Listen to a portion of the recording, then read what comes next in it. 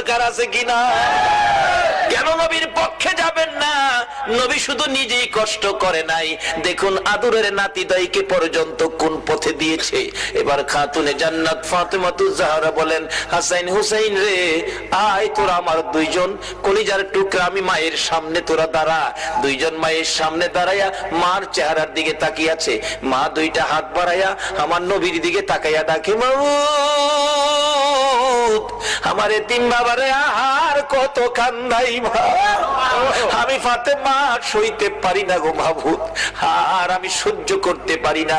এতিম বাবা 3 দিন হলো খাবার নাই, ঘুম নাই, গোসল নাই, আরাম নাই, উম্মতের ব্যথায় কান্দে। মাবুদ গো কত কাঁদবে গো আমার বাবা, আর কাঁদতে দিব না।